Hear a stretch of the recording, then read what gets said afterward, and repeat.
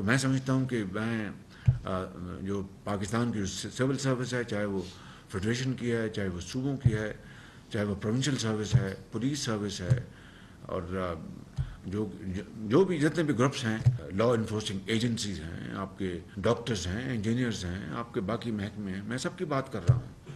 انہوں نے بڑی مشکلات کا سامنا کیا. ہمیں ان کو انکریج کرنا ہے، ان کو حوصلہ دینا ہے. وہ حوصلہ پائیں گے آپ سے، آپ کی توانائی سے، آپ کے یقین محکم سے، آپ کے ایک مستقل مزاجی سے، آپ کی محنت سے، آپ کی شاباش سے، آپ کی ان کو شیلٹر سے یہ حوصلہ پائیں گے انشاءاللہ.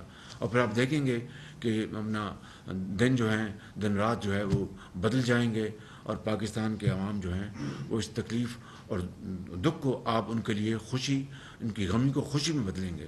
لیکن یہ ایک میجک وینڈ سے نہیں ہوگا، کوئی جادو کی چھڑی، کوئی کام نہیں آئے گی. رب تعالیٰ کا بھی حکم ہے کہ محنت کرو، پھر مجھ سے میرے فضل کے لیے دعا مانگو، میرے آگے جھکو. یہ ہے وہ پرنسپل جو کہ اقوام عالم میں اور مسلم قوموں میں اچھی طرح جانا جاتا ہے. چھٹی کلاس کا بچہ بھی اس کو جانتا ہے. وہ قرآن کریم میں آپ نے واقعہ پڑھا ہوگا.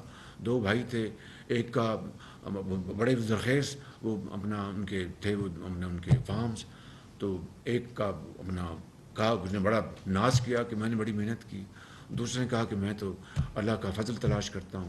اس کا برباد ہو گیا جس کا ناز کرتا تھا اپنے تائیں کہ میں نے کیا، جو کہتا تھا کہ میں نے محنت کی ہے مگر فضل رب تعالیٰ نے مجھے دینا ہے، اس کے بغیر کچھ نہیں. تو یہ قرآن کریم میں اس کا یہ واقعہ درج ہے. ہم آپ سب نے بار بار پڑھا ہوگا، اور بے شمار اس طرح کی کہ اپنے آپ کو شائننگ اگزامپل ملتی ہیں، چاہے وہ عصر حاضر کی ہیں یا قدیمی تاریخ کی ہیں، اس میں چلے جائیں.